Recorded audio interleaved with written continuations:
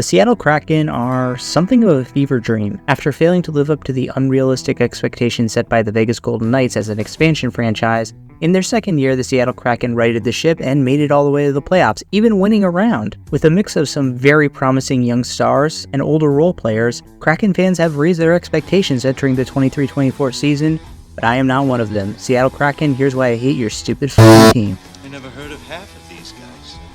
The ones I do know are way past their prime. Most of these guys never had a prime. This guy here is dead. Cross him off then.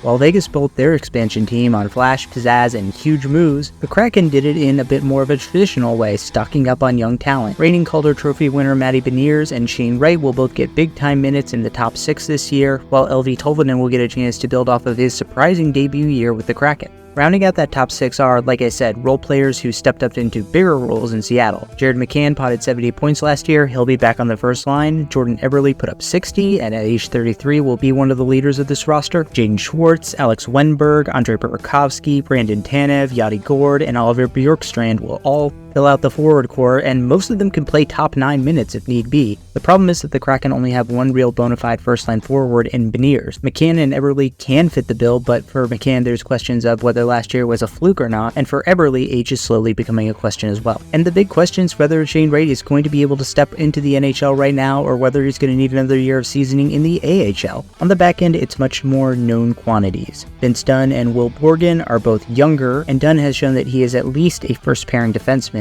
The question is whether he can show that he is a good or even great one. The rest of the guys in the defensive core, Adam Larson, Jamie Alexiak, Justin Schultz, and Brian Dumoulin, are all second, third pairing defensemen more than first pairing defensemen. You're really hoping that Dunn can take another step forward, or that maybe a young guy like Riker Evans can show something. Now, Seattle, unfortunately, has maybe the worst goaltending situation in the NHL. Philip Grubauer was a very good goaltender in Washington and Colorado, and he has been a terrible goaltender since he got to Seattle. Joey Daccord behind him is a backup goaltender and not even a high-end one at that. Seattle has to see more from Grubauer this year if they want a chance of going back to the playoffs, and if not, there's no shortage of guys who can give you a save percentage above 90. Anybody got an idea?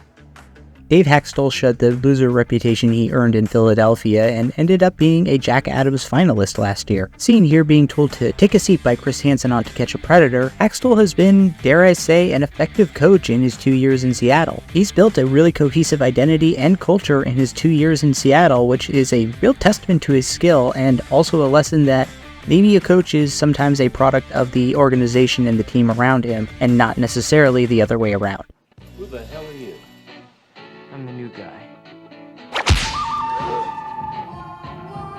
There were really two big acquisitions this offseason for the Kraken, the first being getting young Kailer Yamamoto from the Oilers. Yamamoto showed some flashes in Edmonton, but hasn't really been able to put it together consistently. There's a chance he could get an expanded role here in Seattle and show his true potential, especially now that he's playing down the road from where he played juniors. The other big quote-unquote acquisition was signing Brian Dumoulin for a 2-year deal. And Dumoulin is a very solid bottom-pairing defenseman. He's not spectacular, and he's not a guy you would really want to be slotting into your top 4, but he is very serviceable in limited minutes.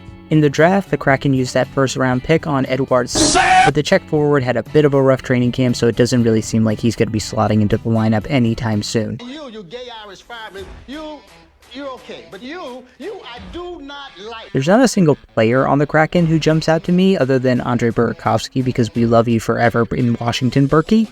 But I do just love the way that Seattle has built their roster. Whereas Vegas just came out of the gate firing, Seattle's doing the smart thing, which is acquiring picks and young prospects and turning them into very good players in a good system. I really hope that Beniers is just the start and Shane Wright and Edwards Chalet develop into high-end players and potentially even stars.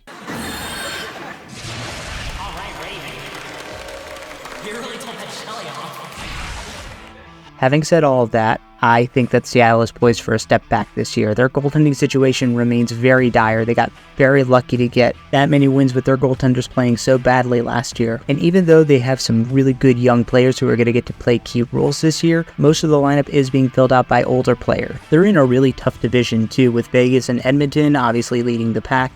LA, Calgary are going to be very tough teams, and I think Vancouver's going to surprise a lot of people. It's going to be a real dogfight for that third division spot and the wild card spots, and I just do not know if Seattle is going to be able to rely on Grubauer and Decord for even average goaltending play. My prediction is this year we will be saying restrain the Kraken. In front for Schwartz. They score!